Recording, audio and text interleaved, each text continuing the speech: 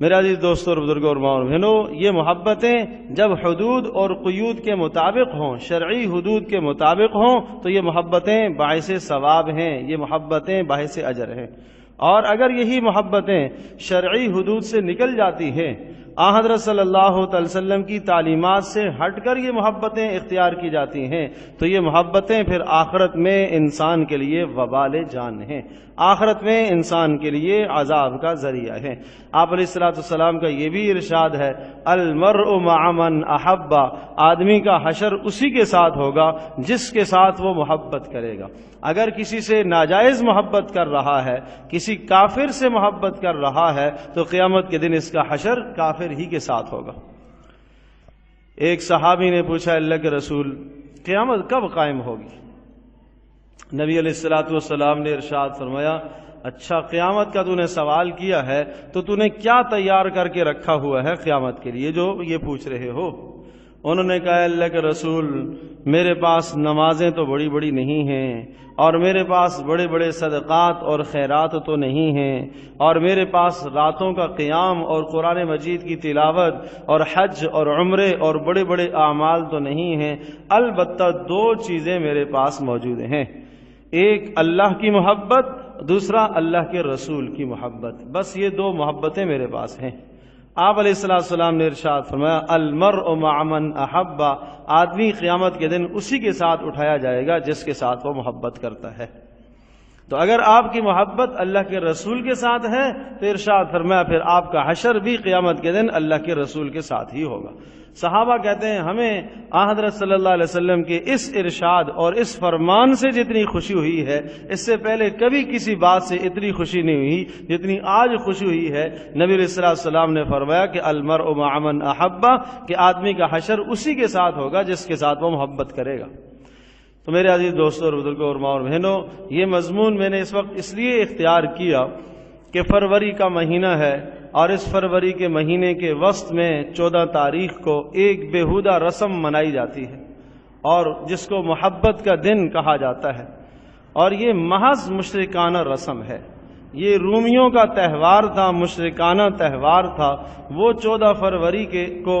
اپنے دیوتاؤں کے نام پھول نچھاور کیا کرتے تھے، اور پھر یہ بڑھتے بڑھتے یہ رسم اس طرح سے آگے چلتی چلی گئی کہ اس دن کو نوجوان لڑکیاں وہ حسین و جمیل خوبصورت پھول تیار کر کے لاتی،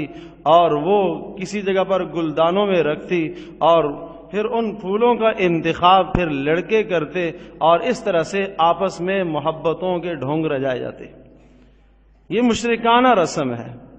یہ ناجائز چیز ہے، جو اللہ اور اس کے رسول صلی اللہ علیہ وسلم کی کھلم کھلا نافرمانی ہو، یہ کیسے جائز ہو سکتی ہے؟ اب یہ بڑھتے بڑھتے یہ ہمارے اسلامی معاشرے کے اندر اور اسلامی ماحول کے اندر بھی اس بری رسم کے جراثیم منتقل ہو رہے ہیں، اور یہود و نصارہ کی اور غیر مسلم اقوام کی پیروی کے اندر ہم آگے بڑھتے چلے جا رہے ہیں۔ تو میرے عزیز دوستوں اور بزرگوں، حیا ایمان کا ایک حصہ ہے۔ نبی علیہ الصلوۃ والسلام نے ارشاد فرمایا، دیکھو ایمان اور حیا یہ دونوں کے دونوں جڑوے بھائیوں کی طرح ہیں۔ ارشاد فرمایا، ایمان ہے تو حیا بھی برقرار ہے، حیا ہے تو ایمان بھی برقرار ہے۔ اگر حیا رخصت ہو گئی تو ایمان بھی چلا جائے گا، ایمان رخصت ہو گیا تو حیا بھی چلی جائے گی۔ حضرت صلی اللہ تعالی علیہ وسلم نے ایک شخص کو دیکھا کہ وہ اپنے بھائی کو تاکید کر رہا ہے، وعظ کر رہا ہے، نصیحت کر رہا ہے حیا کے متعلق۔ حضرت صلی اللہ علیہ وسلم نے ارشاد فرمایا، دعہ فإن الحیاء من الایمان، ارشاد فرمایا چھوڑ دو اسے، آپ حیا کے بارے میں سے کچھ نہ کہو، سنیں، توجہ سے سنیے۔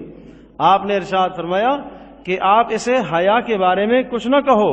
کیوں؟ کہا اس لیے فإن الحیاء من الایمان، اس لیے کہ حیا تو ایمان کا حصہ ہے، یہ آدمی صاحب ایمان ہے، یہ ضرور باحیا ہے،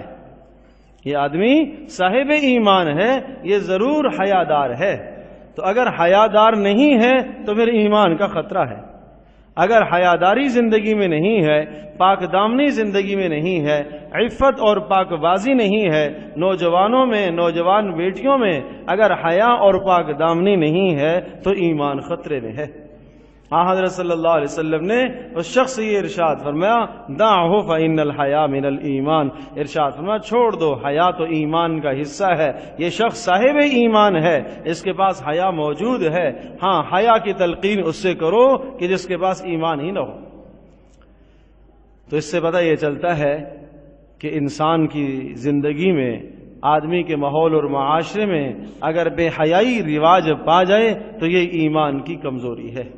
یہ ایمان کی کمزوری ہے۔ اور آپ علیہ الصلوۃ والسلام کا ایک اور فرمان سنیے، بخاری کی روایت ہے جس میں نبی علیہ الصلوۃ والسلام نے ارشاد فرمایا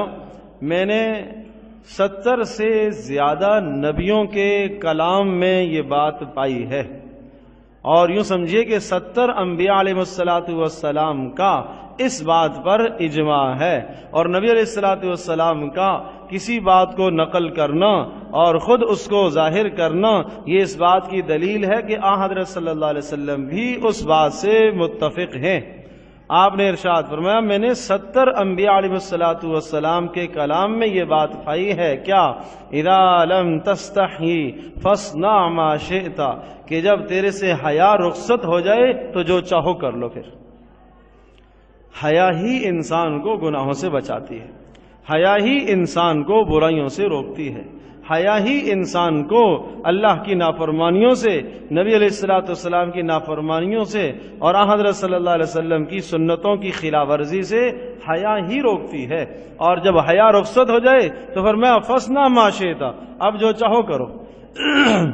اس کا یہ معنی نہیں ہے کہ اختیار دے دیا گیا ہے، یہ ایک محاورہ استعمال ہوتا ہے۔ یوں سمجھیے ایک بیٹا نافرمانی کرتے کرتے حد سے تجاوز کر گیا، باپ کی بات نہیں سنتا، باپ کی کسی بات کی طرف دھیان اور توجہ نہیں کرتا، وہ والد اس سے ناراض ہو گیا اور حد سے زیادہ ناراض ہو گیا اور یہ کہہ دیا کہ اب یہ جو چاہے کرے، میرا اس سے کوئی سروکار نہیں ہے، میرا اس سے کوئی تعلق نہیں ہے۔ بالکل اسی طرح سے رسول پاک صلی اللہ علیہ وسلم بھی یہاں بیزاری کا اعلان فرما رہے ہیں کہ جس کی زندگی سے حیا رخصت ہو گئی ہے وہ جو چاہے کر لے، میرا اس سے کوئی تعلق نہیں ہے۔ وہ قیامت کے دن مجھ سے سفارش اور شفاعت کو طلب نہ کرے، وہ جو چاہے کر لے، اس لیے کہ اس نے حیا کو اپنے اندر سے نکال دیا۔